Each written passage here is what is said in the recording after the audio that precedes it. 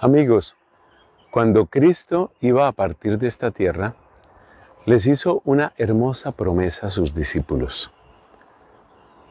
Les concedió el don de la paz. Es algo que recordamos en cada Eucaristía. Hacia el final, el sacerdote dice: Señor Jesucristo, que dijiste a tus apóstoles, la paz os dejo, mi paz os doy.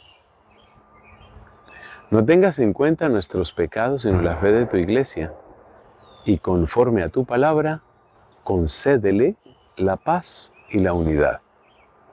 Esa oración decimos siempre en la Santa Misa, como recordándole a Cristo la promesa que Él nos hizo. Como quien dice, tú lo prometiste, tú lo dijiste, entonces, pues cúmplelo. Más o menos así le decimos a Cristo, ¿no? Pues bien, ¿por qué Cristo nos prometió este don de la paz? ¿Por qué es necesario el don de la paz? Pues se podrían dar tantas razones, pero sobre todo porque tenemos amenazas, porque tenemos decepciones y porque tenemos tentaciones, sobre todo esas tres.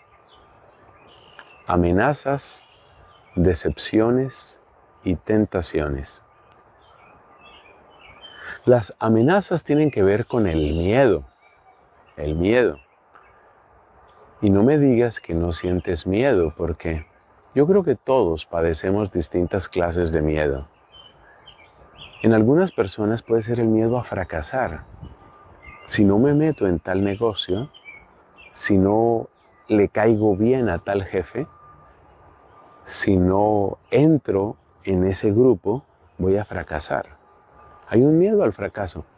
Hay el miedo también a veces a quedarse solo. Por ejemplo, en términos de afecto. Yo he conocido el caso de varias personas que un poco en contra de su voluntad van entrando en relaciones impuras con sus novios, con sus novias, por miedo. Como quien dice, si no hago esto, lo voy a perder. Eso es miedo. Esa es una amenaza si nos quitan la paz.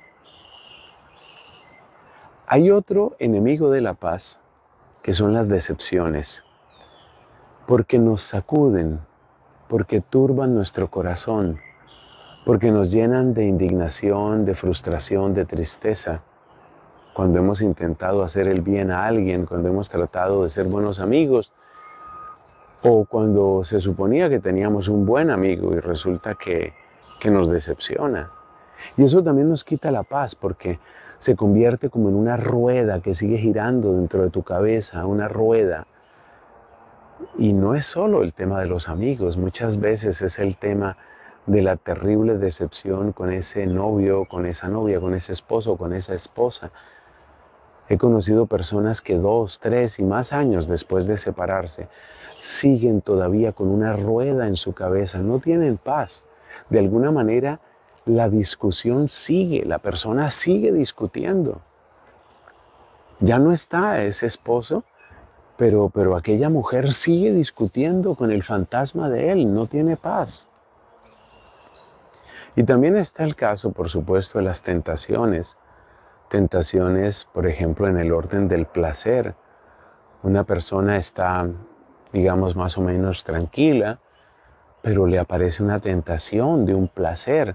Y hoy el placer nos lo ofrecen, casi nos lo inyectan por todas partes. Placer barato, placer rápido, de droga, de trago, de pornografía, pero está así a la orden del día. Y la persona entonces empieza a maquinar, empieza a desear, empieza a sentir un desasosiego que le empuja hacia el pecado. Si te das cuenta, Cristo nos salva exactamente de esos enemigos que nos roban la paz. Porque frente a las amenazas, Él es el Señor. Él es el Señor. Él está por encima de todos.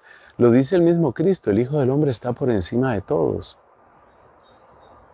No te tengo a ti en el cielo y contigo qué me importa la tierra, ya decía un salmo. Entonces Él nos salva de las amenazas, Él nos salva de las decepciones, porque nos recuerda que de barro estamos hechos todos, Él nos lo recuerda. Entonces queda claro por qué sucede lo que sucede. Y también Cristo nuestro Señor nos salva de las tentaciones, porque nos dice el Evangelio según San Marcos que Él cooperaba y Él sigue cooperando con todos los que son suyos. Por eso Cristo no solo nos da la paz, sino que Cristo custodia la paz que Él nos da. Oye, esa expresión me gusta tanto. Cristo custodia la paz. Yo te invito a que hoy nombres a Cristo custodio de la paz de tu alma. Notarás la diferencia. Y cuando la notes, me lo cuentas, por favor. Que Dios te bendiga.